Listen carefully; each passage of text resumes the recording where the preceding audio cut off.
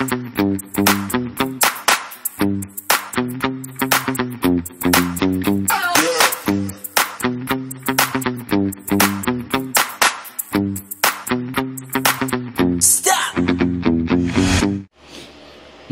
araw mga ka-solar.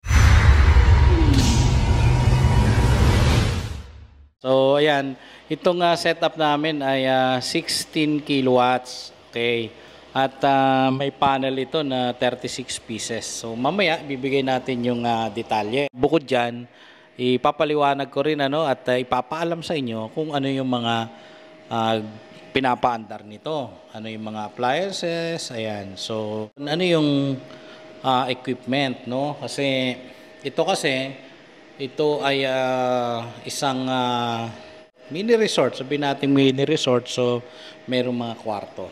Okay. Pero bago dyan ay pakita muna natin ang ating setup.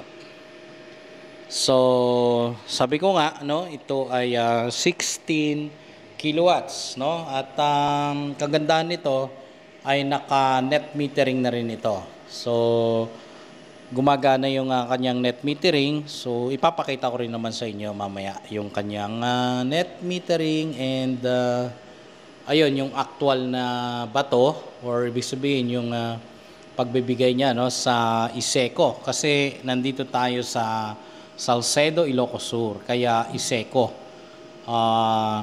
Ilocos Sur Electric Cooperative. Eto, andito ang ating legendary itong 16 kilowatts na to. Kasi ngayon naglabasan na, kagaya nun may 18 kilowatts na single phase pa rin, no, na hybrid inverter. At ito yung pinaka sinundan nung 18 kilowatts. So sa ngayon ang ating battery charge, ayan, ay nasa 99% na. Tingnan natin sa charge limit, binabaan ko lang, no, at makikita nyo yung discharge limit niya nasa 390 kasi times 2 yan, nakaparallel. Okay, nakaparallel. At makikita ninyo yung state of health, SOH, 100%. Okay, so medyo itataas ko mamaya yung charging current niyan. Pero bukod doon, tingnan muna natin yung harvest niya. Ayan, merong 15.3 at nagbabato yung negative, naka-net metering yan. Binabato niya yung 8.4. Ayan, napabago-bago lang. At ayan, merong consumption na 8 something, 7.4, so pabago-bago kasi marami nang umaandar na appliances. Kasi itong aming ininstallan ay mayroong mga businesses yang sinet up, no? So unang-una sa business niya ay yung water refilling station, no? At marami siyang mga chest freezer at ice maker din ito. Ayan, so ayan. So ayan, kasalukuyan meron ng production o commercial ice machine modular. Ayan, yan mismo yung umaandar at kasama yung water refilling station. Ayan, at may resort pa yan dun sa taas. Okay, so yan yung business ng ating client dito sa Golden. Ayan, Golden Purified Ice Cubes. Ayan. So mamaya magpapalipad tayo ng drone, ipapakita natin yung solar panel natin, pero tingnan natin ngayon kasi medyo maganda yung harvest. Ayan, so ang nakalagay sa taas niyan ay 19.8 kilowatts kasi 36 pieces na 550 watts. Okay, so yan yung dami ng panels na nakalagay. At isasuggest ko nga later na medyo mag-upgrade siya dahil sa dami ng mga ginagamit na. Marami na yung mga umaandar Pero yung mga malalaking load kagaya ng ice maker, naka-grid function yon. Ibig sabihin, pag brown out, wala siyang kuryente. Okay. Pero itong load side, naka-normal na yan sa dito sa ating ATS. Ito. So, meron tayong 100 amperes na ATS para sa single, no, single phase. At yan, pagka nag-brown out, hindi na ito gagalaw. Yan na yung magiging position niya pag nag-brown out.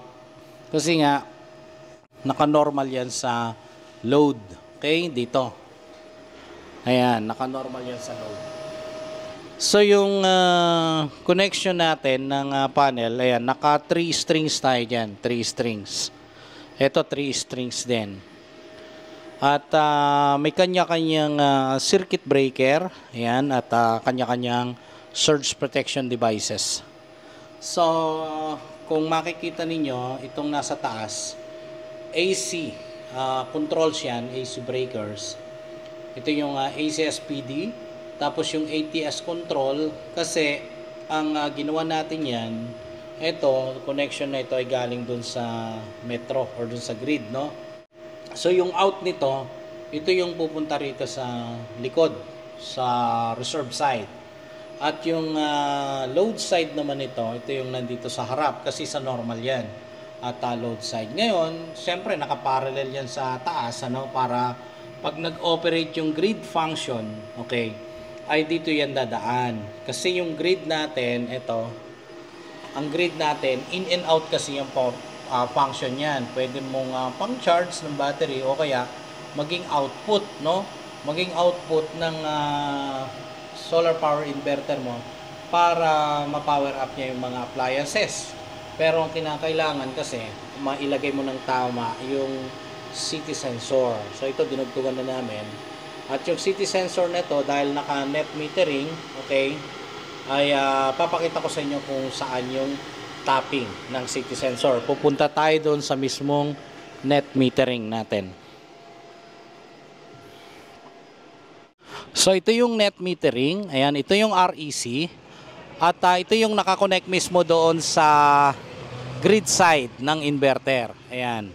At merong circuit breaker yan na sarili, no? At ito yung main disconnect. Ayan, main disconnect.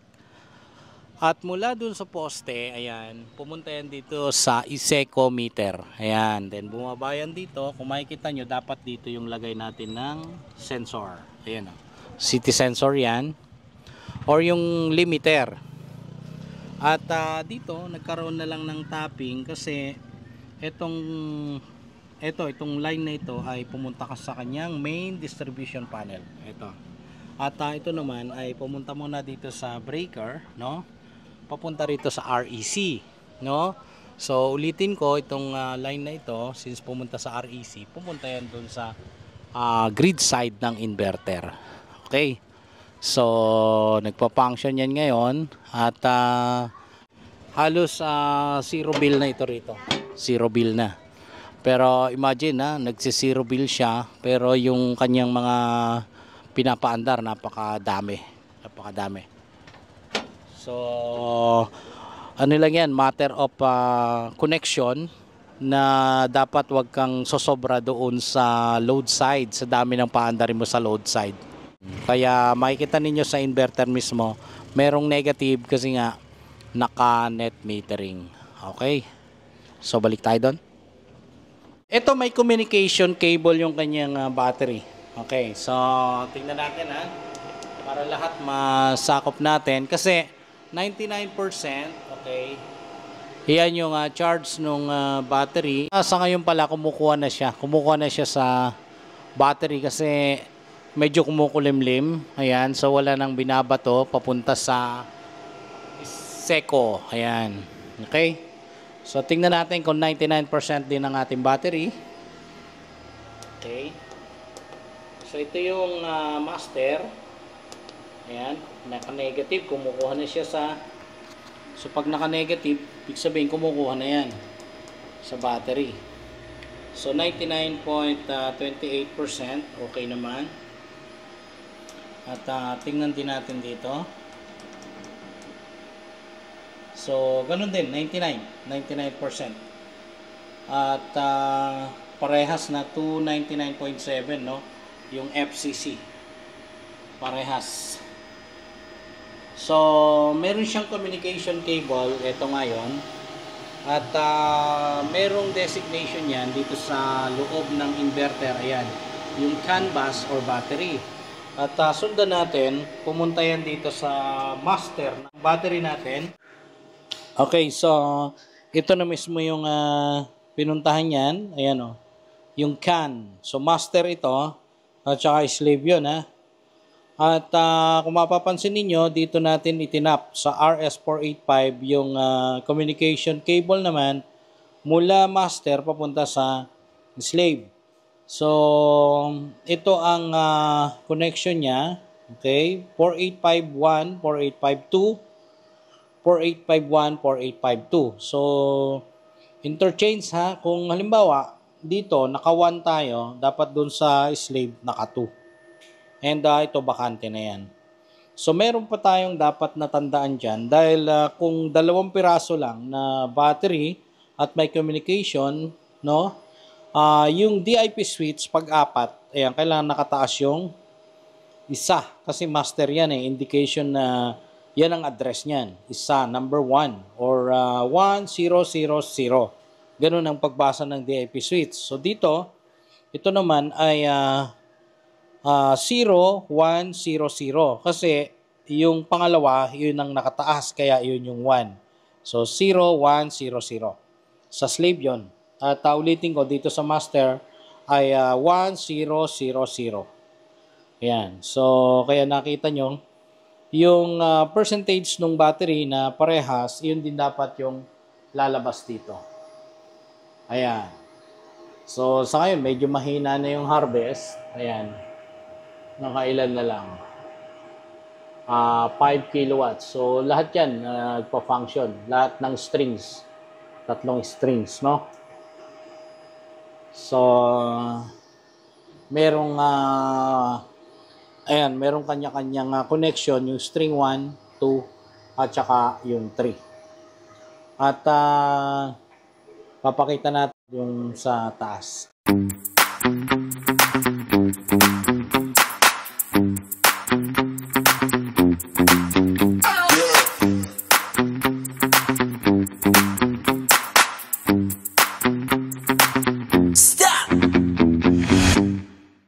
Bukod dyan, kasi ito naman may kanya-kanyang battery breaker, no?